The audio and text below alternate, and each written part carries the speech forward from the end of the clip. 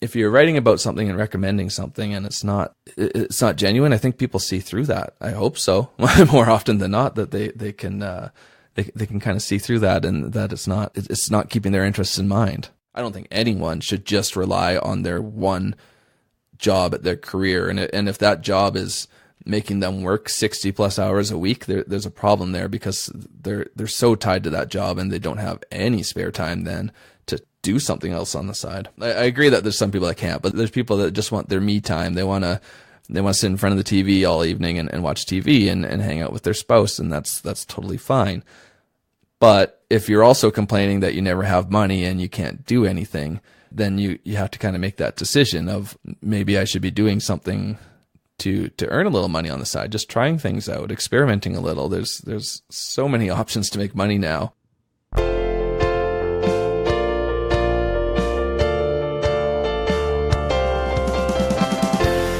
This is the Personal Finance Show.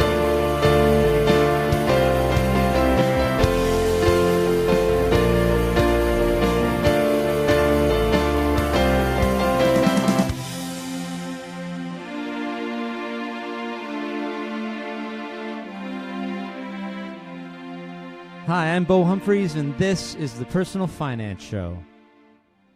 Tom Drake is known as the godfather of Canadian personal finance. In fact, Tom just hit his 10-year blogging anniversary this month in February 2019. Originally Canadian finance blog, Tom rebranded to Maple Money, and now even has a podcast called The Maple Money Show. I was on as a guest in November 2018. Tom has created thousands of personal finance posts over the years, and he did it all while working a full-time job during the week at a company that he started with 18 years ago and still works at today.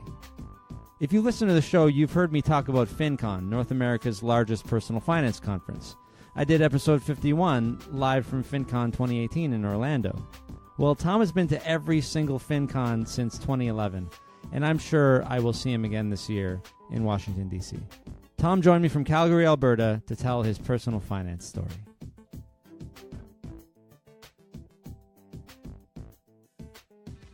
I think my first money memory, or maybe money mistake, was back in college. I was signing up for the credit cards you can get at college, where it's the one that sort of has your college on the card, and it doesn't offer you anything. I don't even think I got a t-shirt with it. I literally just signed up for it. But it has the college on the card. That's fancy. Yeah, well, I thought it was the one I was supposed to get, and it was my first credit card. I barely had a job. I think I had a part-time job at the time. So you got a credit card, and were you already in debt for school, or was that already covered? Yeah, I had a student loan. It wasn't a big one. I went to the local college. I think by the end of my 2 years there, I think my total student loans were maybe $10,000. It wasn't this crippling debt by any means. Now, the mistake I made there as well, speaking of college mistakes, is a larger portion of my student loan than should have went to things like a car stereo. Yeah. And sure. I got the textbooks as well, but but there was some left over. Well, it felt like free money. I went from I never had a job at all in high school, so I never sort of learned how to actually earn money, not just have it handed to me as an allowance or something like that. So your parents would just, if you needed something, you'd be just like, can I have some money? Yeah, they never really wanted me to sort of be without. So it's not that it was that's cool, endless money, but I certainly was able to ask for things, and if it made sense, I'd get it. So it felt nice as a kid, but I think it made me very unprepared come college. Yeah, so you wanted this stereo for your car, and you just went and got it because you had available credit. Yeah, well, all of a sudden, yeah, I think that first year, that first payment, at least for my student loan, I think it was $2,000 or $3,000. So I bought my textbooks, had all this extra money sitting in the bank, and wanted to get at least part of a car stereo. I always had car stereo stuff in high school, but some new upgrade. I don't even remember what it was at the time. Like, you could have waited, or you didn't really think about the impact that putting this on credit would have for you. For sure. Well, and it didn't even feel like it was going on credit there, because it was coming out of my bank account. It was this magical student loan that from the loan. Yeah. Okay. I see. Yeah. Racking up the credit card came next. Once I realized I still needed to do things like eat, pay rent. So there was no budgeting, anything like that. It was just like, go out into the world, Tom, and make your mistakes. Yeah, pretty much. All my mistakes were pretty much in college and maybe the couple of years after that. I just didn't really have much experience with money before college, and I made my mistakes then. It did cause me to sort of miss probably a good decade that I probably could have been doing things like saving up and investing, because I had to kind of get money figured out and also pay off this debt that I was starting to accumulate. I never had a massive debt. I don't have this huge debt payoff story, but it was always kind of a revolving debt. Use a credit line, pay it off, use it, pay it off. Yeah, so you're buying things that you didn't necessarily need. Was that the main source of continuous debt? Oh, for sure. Still have, and need to get rid of a very large collection of CDs and video games. Okay, yeah. And at the time, even VHS tapes and DVDs. Do you still have the VHS tapes? No, I was able to sell those. I think Okay. I sold all of them. It was probably like 200 of them, probably for $200, and the stands that they were included on. So, Wow. but I still have the CDs, and I still have most of the video games, which I've been trying to sell. So not only was this a spending problem in college, but it's kind of like a hoarding problem I still have. It's not that I want to, so at least I've passed that point. Yeah. But now I'm just sort of stuck with it, where it's like I got to try to figure out how to get rid of it, how to still get some value for it. I don't want to just completely decide to just give it all away. So some of it might still have value, but I think things like CDs probably don't anymore. That's tough. I've tried to sell those, and yeah, you get like nothing for them. It's almost like just getting someone to take them is the only thing that you can get these days. Yeah, and it might come down to that, or I at least find out anything that might have value and select those out. But otherwise, yeah, like I don't need to use half my garage to store stuff Exactly. that I bought 20 years ago. Well, and at least you're not, you don't have to rent a storage space or anything, and it's not costing you money. But I guess you could use that space for other things. Yeah, I could use the space if there was a little extra money. I'll always say yes to. Yeah, it's been a real problem. And speaking of storage, like I know people that were in similar situations as me, spent a lot early on, and literally just pay to store stuff. And thankfully, I'm not in that position, because I just don't understand that. Like, Yeah, pay to store is expense. probably the worst thing. It's pay to store things you don't need or use. Yeah, if it can sit in a box for a year and you're paying for that in storage, it's like, why are you even paying for that then? Like, just get rid of it. Yeah. I'm sure you've written about this at times. Is there like should we be purging or looking at our stuff like annually? Is there a rule of thumb there? Annually is probably a pretty good guess, actually. That it's at least what I've been doing. It was about a year ago that I sold some of my video games, and thankfully some of them actually are considered collector's items. There's a lot of retro gamers and everything out there. I was able to sell about a quarter of my video games and got over $2,000 for that. Wow. Just through a local Facebook group dedicated to video games. So I was certainly hitting the right audience of people to buy these games. Well, at least you didn't have to throw them in the garbage or anything. That's pretty good. Well, exactly. And now coming up another year, I really want to circle back and do that again. Just kind of repost it in the group, the reduced list of games. And at some point, my plan is, speaking of just having to get rid of it at some point, sort of the third step will be posting it as a bundle per system. So say I have a Nintendo and 80 games and I sell 50 more of them. It's like at the end, I'm just going to give up and say Nintendo with 30 games and try to get rid of it that way. Just get rid of them all. It just comes with, right? You're not buying any specific games. So let's go back to university then. What did you take? Marketing through a business administration program. Okay, so you took a marketing. So you have like a diploma. Because it was just a 2-year college. Okay, 2-year college, and so you have a little bit of student loan debt. You have this credit card debt. You're able to get a job when you get out of college?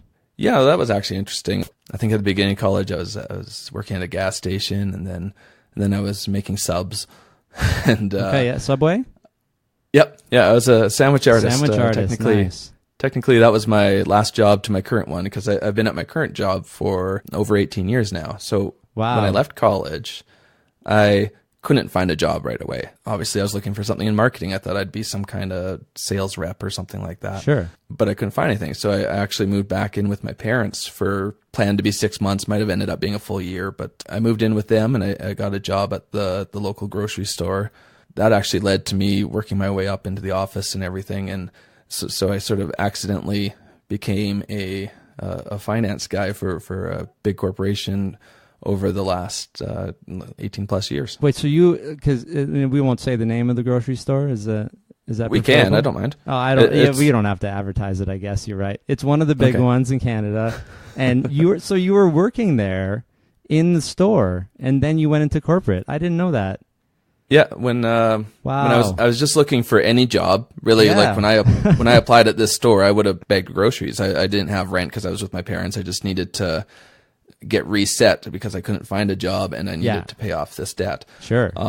So I would have taken anything, but when they saw me come in with a new diploma, and this was a small town outside of the city, it was something where they said, oh, well, we'll have you cash sometimes, but we want you to work in the office, like in the store's office. Sort of doing some of the so within tasks. the store. Yeah, so you were able to do that. So you're doing like admin stuff to start, or? Yeah, things like different reports and changing prices through the computer there and everything. Occasionally I was out on the floor, though, if they needed an extra cashier or open and close the store sometimes. But the person that had worked there, I think he worked there for 30 years or something in that store.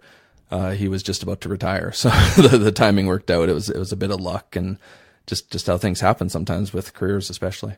Wow. And then eventually you moved into the corporate office? Yeah. So being in a small town with the district manager knowing that I wanted to go back to Edmonton at the time, another store was opening up in Edmonton, and we knew the one in this little town might not last due to competition. Oh, really? And okay. Again, a bit of luck and timing. He came to me and said, well, do you want to move over to this other store? I didn't get any sweet deal like we'll pay your move or anything like that, unfortunately, but it was just great timing. I moved over to that store, and towards the end of that, less than a year again, I was really getting tired of a retail job. Like I said, Sure. having to go out and cash and stuff. It was very distracting when you're trying to finish a report that someone's waiting for. Balance some numbers here. Again, just as another form of perfect timing, I was literally thinking during the summer, I need to quit this job and get back to what I was supposed to do. I didn't get my diploma to work in a store, basically. And as soon as I came back from my maybe 1 week vacation, the new district manager in that area said, well, we've got this spot opening up at our head office in Western Canada that we want you to apply for. And I applied for that, got in, and after that, really my jobs almost looked the same the whole time. Just various levels of change for sure, but yeah, it's always been sort of reporting and budgeting for corporate finance. Yeah, so from that point on, how many years was it? In the corporate office, probably 2003, maybe 2002. Most of my career has truly been in the office, but it likely never would have happened if I didn't just have a couple lucky breaks in timing, starting off in a store 3 hours out of the city. Yeah, that's really interesting, because we hear about, like, work your way up to management, and then you actually did that. Yeah, exactly. It's people don't. It wasn't it's your a weird plan, path. but it was what worked out. But this still, you were thinking more marketing when you started, and not exactly not like finance. Thankfully, there's certainly finance classes and everything as part of this business administration program. Yeah. But I was specializing in marketing, and I didn't really know what I wanted to do, not truly, but out of the four options within business administration, that sounded the most interesting. It doesn't sound as boring as accounting or finance or anything like that. Yeah, accounting is what I picked. So there you go. There you go. Yeah. I had a similar option. I have a 4-year general business degree, and you got to pick your stream as you go into the third or fourth year, right? Or for you, it was second year. Second year, basically, yeah. The thing is, accounting sounded terrible to me. And it does to most people, yeah. And I wasn't even good at the classes, honestly. Like back when you had to do balance sheets on a piece of paper, and ledgers and all that. I don't think that's even a real thing now. I don't know if they still teach that, but ledgers not so much. Everything's sort of behind the scenes in the computer now, but exactly. Yeah, like I had to learn it that way, and that was terrible. It does help, I'll tell you that, and I learned that stuff in grade 11 and OAC accounting. That was very very helpful to understand, like, what is this whole thing? What's the purpose of this, and why is it all so complicated? And so it's good to understand that, right? But I guess you settled into finance, and during this time, then you're still kind of erratic with your spending. You're just trying to live your life and not really thinking about personal finance yet? Early on in there, yeah, but it probably took me till, I think, 2008, maybe even 2007, but likely early 2008 to really start thinking about what am I doing with my money. I was getting ready to get married or to propose at this point. That would be New Year's Eve 2007 going into 2008. Okay. Oh, romantic. Is when I proposed, yeah. And I wanted to do it for Christmas, but the ring wasn't ready in time. Oh, wow. Okay. And I wasn't going to wait another year.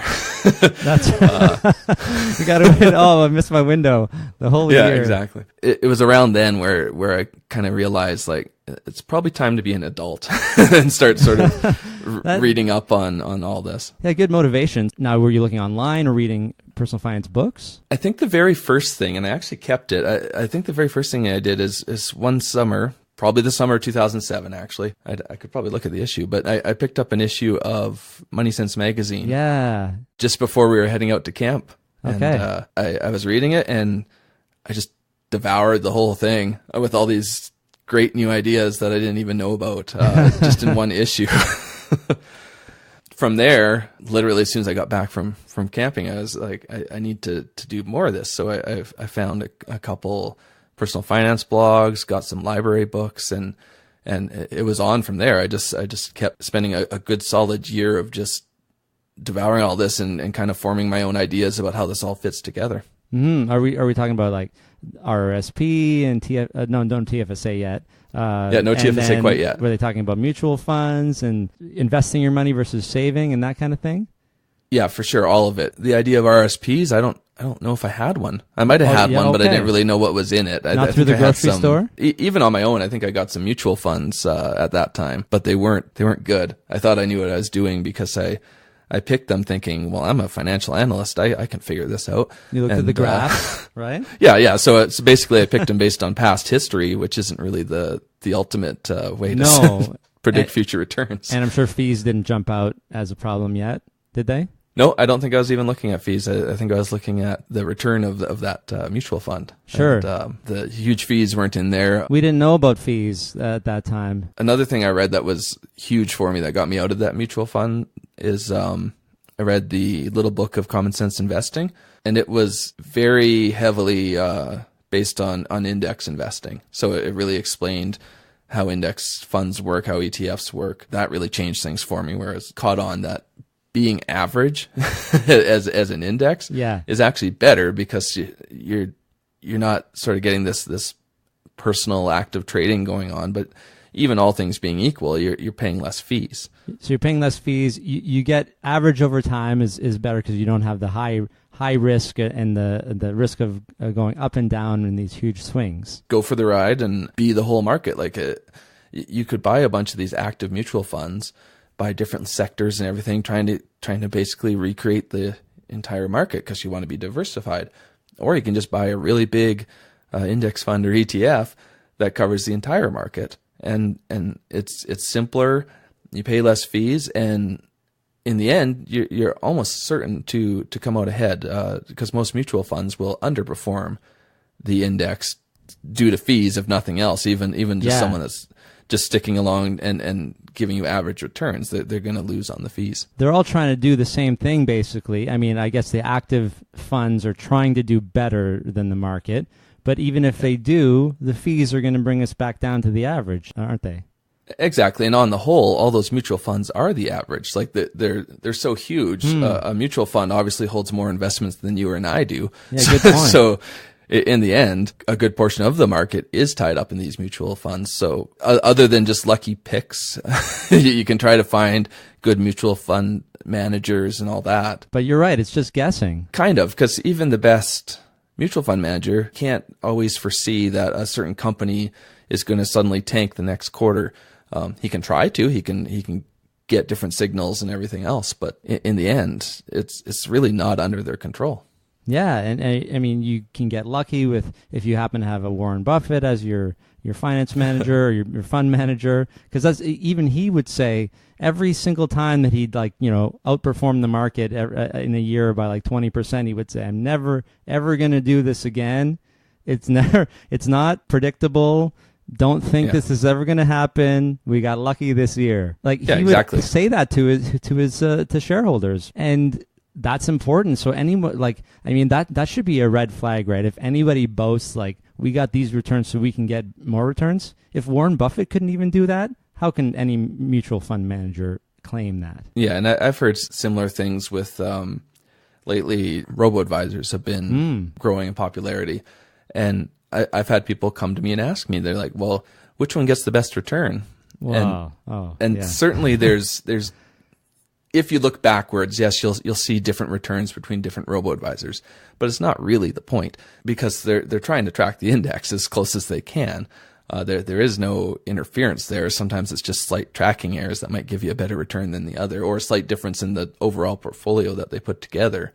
But ultimately, when you're looking at something like robo-advisors or ETFs, it's more about focusing on the fees because that's something you can control. You can say this fee is 1.5%, maybe even 2% lower than a mutual fund. That's a sure thing. That's something that I know is better. And then the results are the results. You can only do so much about how those actually turn out in the future.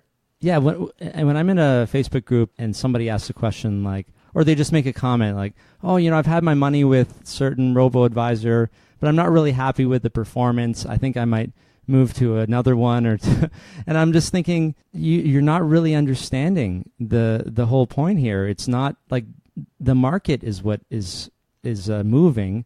It's not the robo-advisor, or it's not anybody's fault. Shifting won't matter. Yeah, all things being equal, those robo-advisors should be pretty similar. Like I said, though, a little difference in which has the more aggressive portfolio or something can make a difference. Sure, I mean, they don't have the exact but it same also has portfolio more mix. risk, right? Yeah, in any robo-advisor, you can kind of choose different portfolios. But you're right, the idea that they're going after a return isn't really the point. It's sort of just long term. You're following the market. That's been proven to beat out almost everything in the long run. And long run meaning more than 10 years. So you put the money away and you basically don't look at it. I don't look at most of my investments.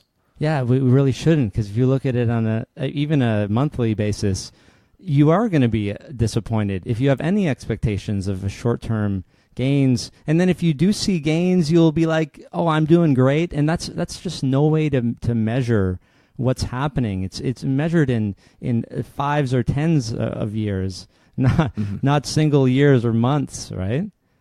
Yeah, and I've seen similar things with right now. Everybody's all into cannabis stocks, and it's well, by the time you're talking about it, it's too late. So it's kind of already done. And before that, it was Bitcoin, which I can't really even call an investment. It's more like gambling. I think exactly. I've written a couple of posts about that for sure. Oh, there you go. Yeah. So it's always sort of this next thing. Like I do buy some stocks. I'll buy Canadian dividend stocks, because I'm buying them to hold them and just not have even that slight ETF fee. I just want to hold big dividend stocks. I would never, though, invest in like technology stocks because I just couldn't follow it. How many years ago I would have invested in things that don't even exist now because these technology companies come and go. We only know this because we've spent some time analyzing this whole concept, right? Of the risk you're willing to take and the knowledge that you have to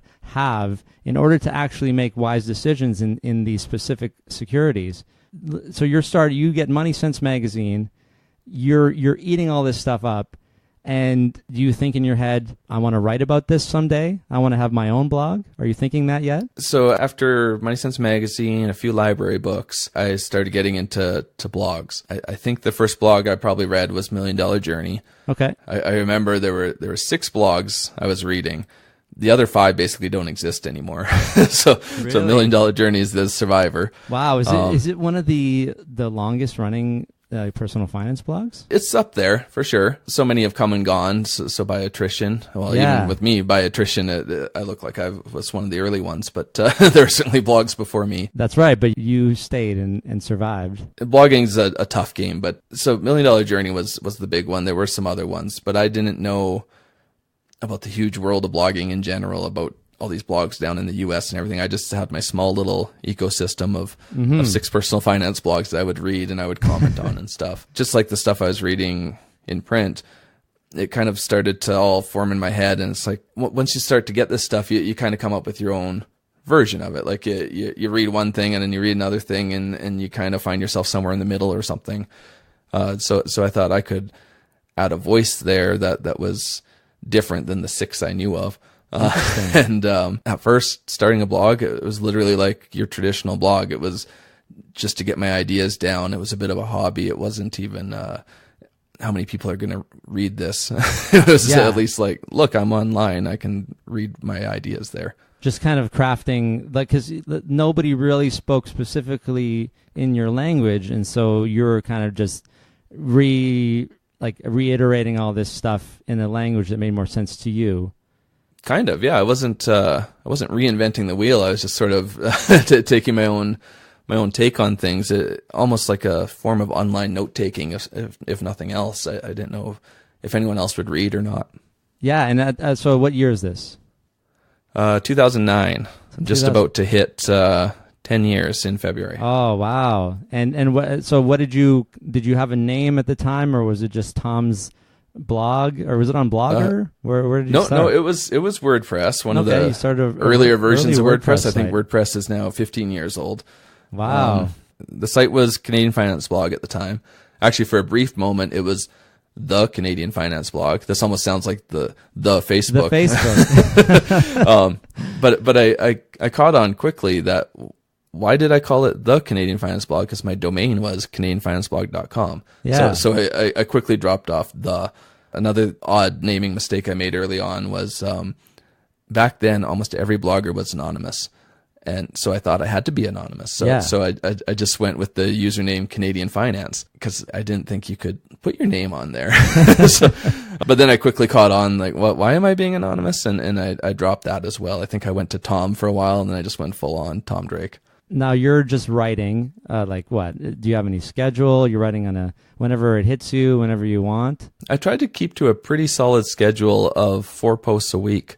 Wow. Really? They were that early? They weren't always great posts, though. there was a lot of 200, 300 word things because, again, it was just me kind of getting ideas out there. They weren't always these fully fleshed how-to kind of resources. They were quick little ideas of maybe how to save money on your electricity bill or something like that. It was never these big, massive, reader-friendly posts that I try to do now. Back then, it was I think 300 words is probably a normal post for me, and it was really just trying to get these ideas down. And I said I didn't expect readers, but I did want to share these things. Like my first post, which doesn't even exist now because I've cleaned out a bunch of the old, not so useful stuff. My first post was literally just about Money Sense magazine. It's just like how Money Sense is great and everybody should read it. Yeah. I read this magazine. I think it's great. You can learn all these tips. Like it was literally just me sharing these things that kind of opened my eyes, and obviously it took me at least a decade too long to catch on. So if someone reads that, even though it's not much of a post, if someone reads that and they can go say, "Oh, I'm going to go buy the magazine," then that could make a big difference. Maybe it did. I don't know, but it was just like the stuff I wanted to share with people that I found just amazingly eye-opening, and I didn't seem to have a clue about 2 years before that. Yeah, I guess that's what we all hope in a way, right? I mean, we're as bloggers, we're writing our story, we're writing our take on things, but we also want to help people who might just be looking for that one push in the right direction, and you don't know where that's going to come from. But Yep. even if you just like it's a kind of a cliche line, but even if I just help one person, right, it's all worth it. Well, exactly. That's what I was thinking. I recently had you on my podcast talking about your story. Thank you for that. I really literally enjoyed that. thought if just one person that has any kind of gambling or any other addiction listens to that episode and is able to turn something around, then I think that was probably worth half an hour of our time. I think so, or ADD for that matter, because we got to keep talking about that stuff too. At the time when you started, personal finance was much more hidden from the mainstream. In terms of the robos weren't around yet. Nobody talked about fees. People were probably still paying for their bank accounts, that kind of stuff, right? I think that's just sort of the rise of the internet, like you said with the robos, but even other banks, like some of the more online-based banks, they didn't exist. And you're right. So you had the 5 traditional banks. You paid your fees because you didn't have anywhere else to go. You went to your bank to get your credit card. You went to your bank to get your mutual funds. There wasn't for a lot of people, there wasn't a lot of shopping around. Like you weren't necessarily finding the best credit card. You certainly weren't getting the best investment advice. I don't mean to be mean about it, but sometimes if you're in a bank and you're selling mutual funds, well, it's not much different than selling a car or something. Like you're getting a commission. It's not really the client's interests at heart. Yeah, this is a good time to do our standard PSA in the show about how banks are not your friends and how they are businesses and how they are selling products. So for sure, they may be trying to help you. Absolutely. There's some great people in banks, but just don't assume that they're not also trying to make money, right? That's the one thing that we tend to forget, I think. Exactly. And like any place you go to for a service, you're going to have people that care more about you than others. That's right. Yeah, good point. So you can get a good person that's actually going to find you the best mutual fund, say, but there's still always that thing, even for the best person. Like if it came down to 2 mutual funds that might be legitimately good for you, at least good in the world of mutual funds. Good is a relative term. Yeah. Yeah, but if there's 2 and it comes down to that coin flip, it's like, well, commissions is probably going to be in the back of their head, even if they're trying to fight that urge. It's still this idea that how are you going to choose when it comes down to it? And if their income, like they're there as a job, they're not there out of the goodness of their hearts. They're there to make money ultimately. So a commission-based model is a bit of a problem. Well, and honestly, I don't mind that if they got down to 2 equally great products for me, if they really were great products for me, and one of them made more money for that person, and it didn't affect me and it didn't affect my returns, then yeah, please, I want you to make money too, because we all need to make money. But yeah, for sure. There's nothing wrong with it. It's just it's a very isolated. I guess I shouldn't have said that they were exactly the same, but maybe they were close enough. If it got really close, though, it's like I wouldn't want the only deciding factor, the remaining deciding factor, to be that. Yeah. Yeah, that's a good point. So how are your personal finances doing then at this point? You're blogging about this. You're writing it for you, but also for others.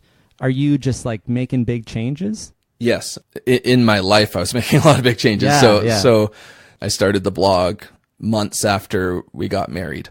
And it didn't take long for us also to find out we were then expecting a child on the way. Okay, so newly married child. And are you writing about this stuff or more general stuff? Well, this is just as I was starting the blog. So it was coming. But we found out the child was on the way. And then I started the blog. And then one more big life change is that we went and bought a house. We were in a little townhouse before, so it's not like it was our first time at home ownership, but it was our bigger jump into home ownership. Okay. To get a real house with not attached to anyone. So these were 3 big things between the marriage, child on the way, and we're in a new house. And this is while I was reading everything. I just started the blog. So it was all kind of happening at the same time. 3 of your biggest life events at the same time I was starting the blog. So it all kind of came together. We still had debt. As I said, it was always this constant cycle of paying it off. So it never got huge. Mm-hmm. But we did have a little bump from the wedding. We didn't have a crazy wedding. I think we saved money on every single thing we did. I was quite proud of that. Like, we never paid full price for anything, but it still doesn't make it cheap because you might get a discount on things, but unfortunately it's still money out of your bank account. It's not real saving. It's still the most expensive party that you're ever going to put on. Exactly. And it was a good party, but it did increase our debt above 20,000, I think. So you have all this new stuff, and this is consumer debt? Oh yeah, for sure. Yeah. Okay. Yeah. Everything from, I may have had a partial car loan at that time. Yeah. I might be mixing my time frames up a little, but I think I had a partial car loan. We had the wedding debt. Some of it was helped by family members, helping to pay for the wedding, but we still took on a lot of that. Say it was just over 20,000. So then we went into hardcore debt repayment. Every dollar we could, we would put towards the debt. I guess in a way we always were doing that because we were doing that cycle thing where you pay off the debt and then you spend it again. But then you realize you need money and you don't have it. So I think it wasn't just that we were putting every dollar towards debt because we were always doing that technically. It was that we changed our spending a lot so that we were no longer adding to the debt as we were paying it down. You started spending less than you were making, I guess, once the debt was paid off. Yeah, I got really big into frugality, trying to cut every possible expense I could, different ways to save on different utilities or canceling things completely. Just trying to cut back those expenses, how to save money on groceries, like anything that, and you could see it in the blog at the time. It was almost turning into a frugality blog. So all I wanted to write about was different ways to save money, and that's completely where my focus was for a while. Yeah, because I guess today you might have the option of side hustle, and maybe even then you would have had the option of side hustle, but those are the two options, right? Frugality or make more money. I'm leaning more towards making money now. Like this blogging thing's worked out. It's worked out pretty well for you, I think. Yeah, but it was a bit of a fluke again. I was in it early. It was started as a hobby. My biggest business goal for the blog actually was I had read a book. I can't remember. It's by Evelyn Jacks. It's a tax book. It was written with this idea of one of the best ways to save on taxes is to start a business. Yeah. So in my head, I was like, well, as long as I'm entering this as a business, even if I don't really make money, I'm going to get these tax deductions. and again, I was just thinking, how can I save money all the time? So that was like my only goal business wise with the blog was, like, well, at least I'll get some tax deductions. Which means you're not making any money. And you know, how long does a CRA allow that to go on? Do you know? I think I have in my head somewhere between 2 and 5 years. Like I don't think it's a hardcore deadline where it's like you go 2 years, then you need to make money. But I think they start looking at it. I would also assume though that they're probably looking for bigger issues. Like my expenses were always really low. I think it was making money in the second year anyway, so I never encountered that. But the idea certainly wasn't to make money. I didn't know you could, really, honestly. Yeah. So so you're finding this out. So do you remember the first time you made money from the blog? It took about 6 months of having AdSense ads on. So Google AdSense. The Google ads, the blocks everybody sees on websites with different little ads. It took 6 months to make the first $100 payout. Okay. So it wasn't even that I made $100 in a month. It's that I made $100 over 6 months and happened to make that payout. So was that the primary way or one of the few ways to make money at the time online? It's the only way I knew of.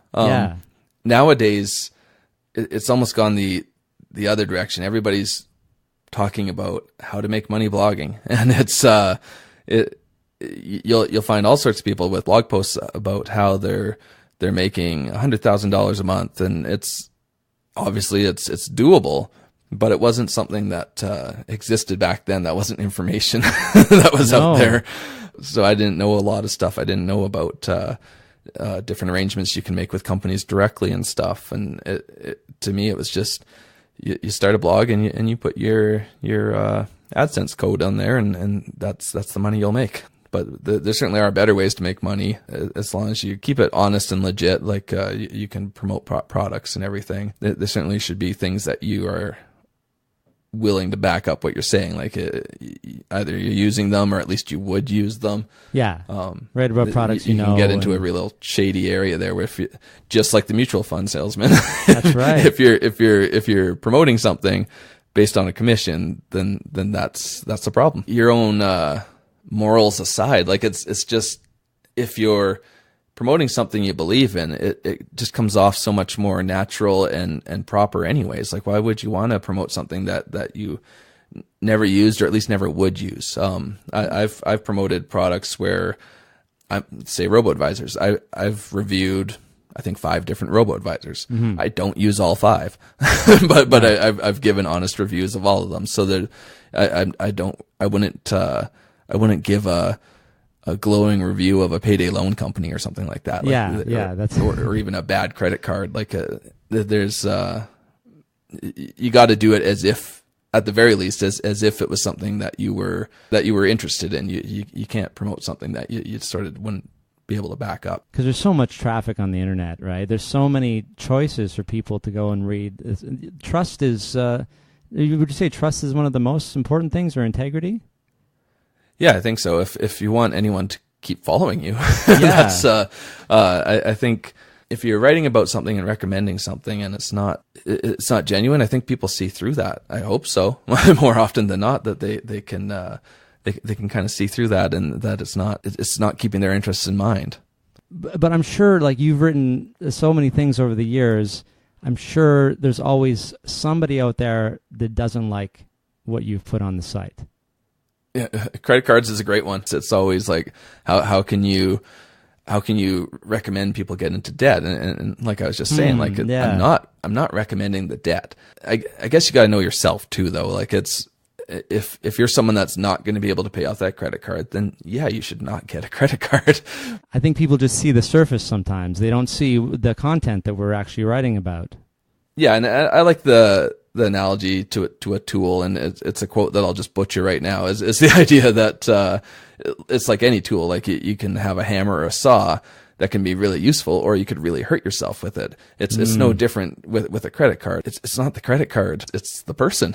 So you have to know how you can handle that or not. That's such a great analogy. Like, if I had an ad for like the best hammer in the world on the site, someone could be like, why would you advertise that? I could take that and hit my hand with it and break it. Yeah, exactly. Yeah, we could be sitting here talking about how, and instead I was bad in college with credit cards, maybe I hit my thumb with a hammer. Yeah, it's like it doesn't change anything. Because you're right. It's all about proper use. So just people have to look at context, don't they? I think that's important. It's a tool that is for adults that can handle the tool. Yeah, I really like that. It's not mine. I did steal it from somewhere, but I'm sure. And I'm sure I've totally everything butchered from everywhere, right?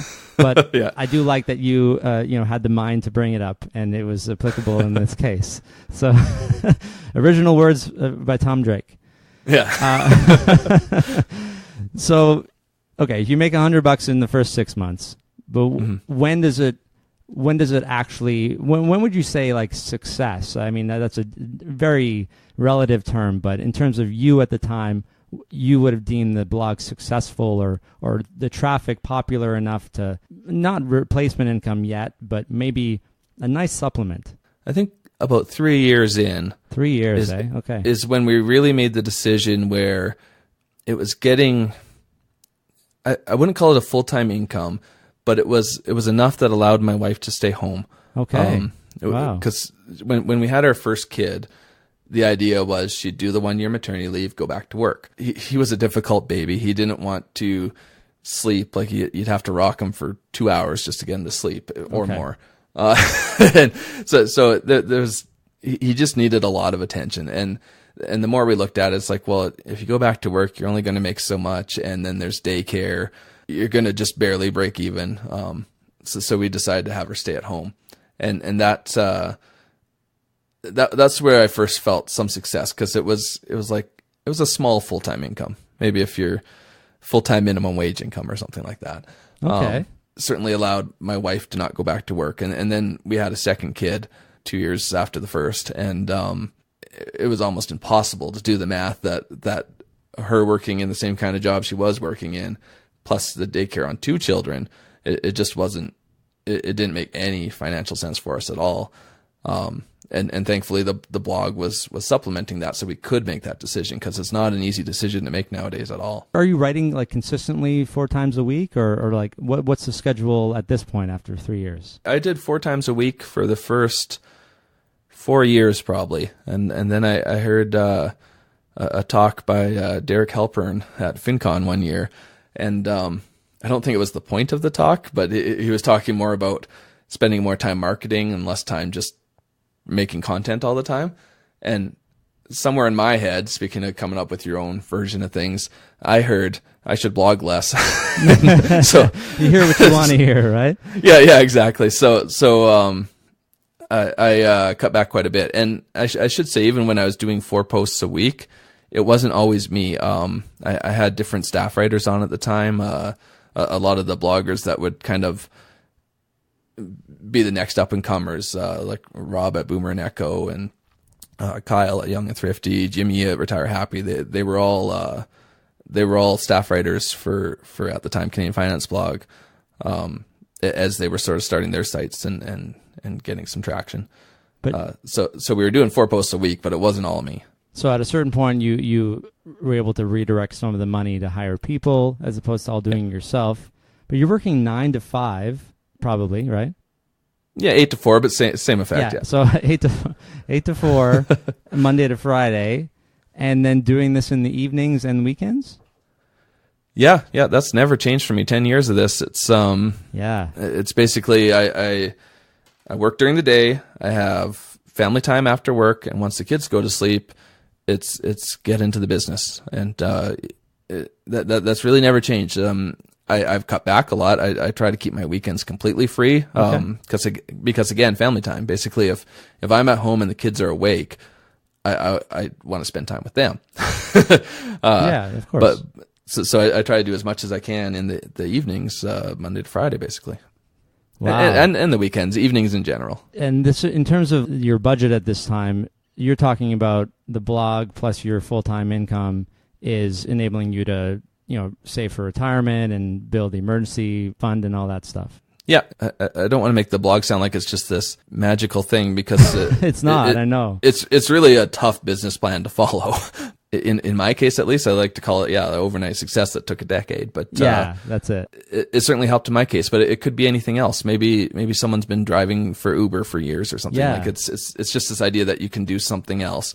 I don't think anyone should just rely on their one job at their career, and if that job is making them work 60 plus hours a week, there's a problem there, because they're so tied to that job, and they don't have any spare time then to do something else on the side.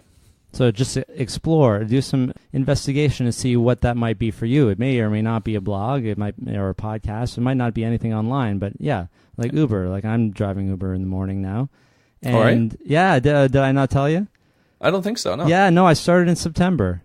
Nice. Yeah, I do a couple of hours in the morning before everybody wakes up.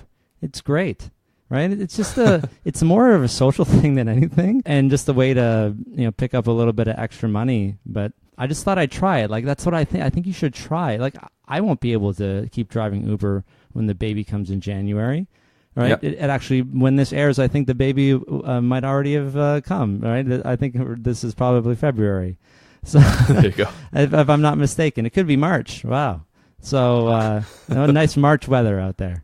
Yeah, but I think everyone should just, if you don't be afraid, right? Don't you could have just stayed in your job and learned about personal finance and kind of made changes that way. You didn't need to write about them, and you definitely weren't looking at money. But when you noticed the money come in, did you ever think of stopping the blog? No, just the way I entered it worked well. Entering it as a hobby with no expectations, everything is looking up from there. There was never really a point where I thought like, I don't want to do this. It's kind of become a big part of me. Like I identify more as a personal finance writer than I would my career. Like so many people say their career title after they introduce themselves, and it's the commas, right? I'm this comma, whatever. Yeah, is that really how you want to identify yourself at some corporate job that could get rid of you any day now? That's a really good point. Yeah, I'm not a fan of that. Like I could have taken this extra time. Sure, I had this drive to spend these evenings on my blog. I could have put that into my career. I had a couple managers push me saying I should get my designation being in finance. They're like, sure, well, get your designation and then you could be a manager and work your way up like that. And none of that interested me because I was already going on the blog as well. But I pretty much stopped any kind of courses through work or anything once I had kids. It just changed my mindset. I used to go on all these different courses, and I thought it was so great that my company would pay for me to travel and take the course and kind of improve my resume that way. It was kind of that corporate ladder climbing kind of thing. Mm-hmm. And once I had a kid and I was starting the blog, I was happy to just maintain. It's like I'll keep doing a great job at what I do, but I'm not looking for the big promotion or getting my designation or anything like that. It could have worked out. It would have been fine. Like, I could have used that extra time and drive to do those kind of things, and I'd make more at my day job, and maybe that would work out. Maybe the blog wouldn't have worked out, and then I would have felt like I wasted my time. But it's just a different kind of priority. But I think no matter who you are in a career, just a full-time career, I think there's a bit of risk there. I've seen way too many reorganizations in companies and people being let go, especially if you have over 30 years experience. I think it just feels real risky to me to not sort of have something else going on.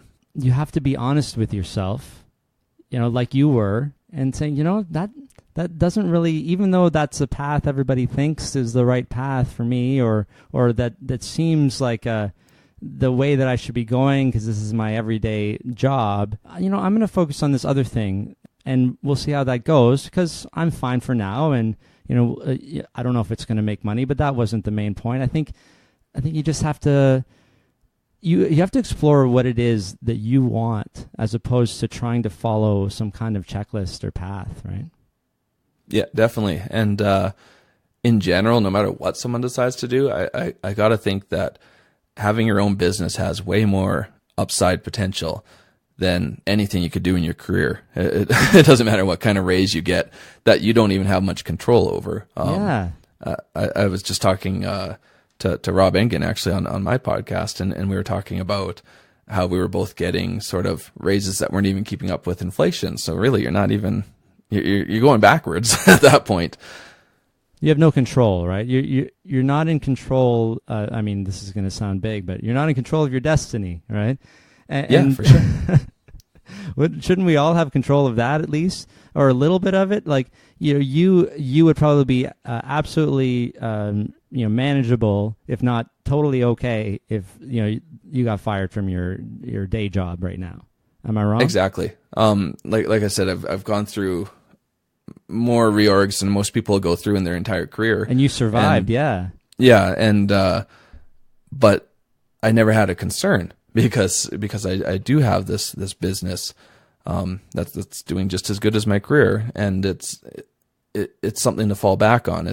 Would it make things tighter? Sure, because my wife doesn't work. Yeah, she does a bit of makeup and eyebrows at home on the side. Okay, but it's not a full-time income. So we would go from sort of me making dual income to me making a single income, and yeah, that's tighter, but it would work, and maybe the business would likely do better. if how I was much at more home time would you full-time, have as well, exactly. right? To then be able to explore what else you could do with your time, double down on what you're doing. There's also the lifestyle benefit of that too. If I was just doing one thing, then it would free up more time for me. Mm-hmm. It's been quite a grind doing a decade of working day and night, literally. So yeah, not everybody has that ability like you have. So I mean, that's another thing to recognize is, not everybody's able to write 4 posts a week, or even like you just happen to have all of this ability in your head to write that out, or just to push out the content. And that's that's pretty amazing. Not everybody can do that. There are people who can, and there are some people who can't. So don't think you can just go start a blog. Yeah, that's true. But I also think there's people in the middle that can but think they can't. Okay. They'll sit around, and I agree that there's some people that can't, but there's people that just want their me time. They want to they want to sit in front of the TV all evening and watch TV and hang out with their spouse, and that's totally fine. But if you're also complaining that you never have money and you can't do anything, then you have to kind of make that decision of maybe I should be doing something to earn a little money on the side, just trying things out, experimenting a little. There's so many options to make money now.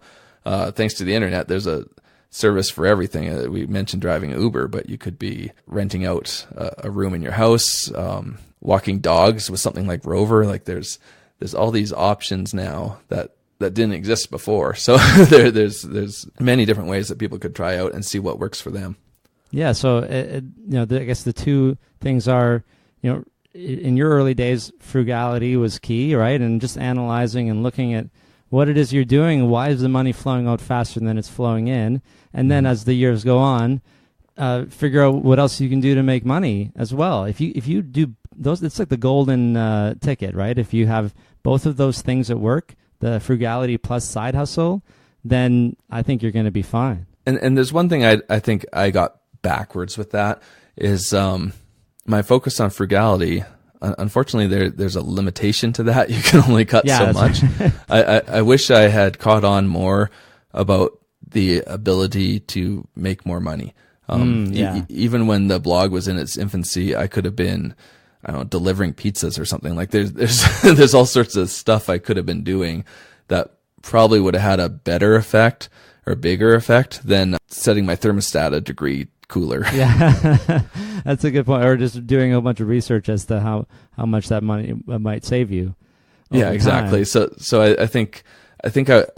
know I wish I had a better focus on making money earlier on, just because I've seen that in a way, and I know it sounds a little dismissive, but you can really make as much money as you want. You have to find the way to do that, but there's no limit to that, where you can only cut back your expenses to a certain degree. Exactly. It's technically true. You're only limited by your ability to go out there and do stuff or figure out how to do stuff. And you just got to go explore, right? And I'm glad that you did that early, because you're like the godfather of Canadian personal finance, or the god uncle. Is that a thing? I've heard Godfather quite a few times. I think Kyle Prevost started that one, but it seems to be something that keeps coming up. Well, it's I think it's a appropriate and complimentary title. Thank you. In that you sort of set the pace or set the stage for the rest of us to be able to, and specifically a Canadian space too, which is nice. And so I think after an hour is when we actually mentioned the name of your website. Yeah. Well, I did mention earlier it was Canadian finance blog for a long time. It was, but yeah. But I rebranded a year and a half ago now to Maple Money, just trying to get a better branding, trying to look a little more like a real big boy publication. So you're all grown up now, Tom. Yeah, exactly. I didn't like the word blog, even though we talked half this interview about blogging. I think the word blog maybe sounds, I think some people look at blogging in a negative way. And it's certainly not, I don't mind using the word blogger and all that. I just didn't want it as part of my site part title. Of your site, your domain. Yeah, at some point that was going to become a problem, I think, where people just look at it like the hobby connotation. Like if you've ever talked to someone and said you do blogging, half the conversations are probably like, you make money doing that? Is that a real thing? Like, yeah, that's usually what comes up. I like to say podcaster, which you are now as well. The Maple Money podcast, right? Yeah, Maple Money Show is Maple Money Show. Perfect. Yeah, it's I've already had you on as a guest, and I'm sure I'll have you again in the future. It's been an interesting new venture. It kind of feels like the first new thing I've done since blogging.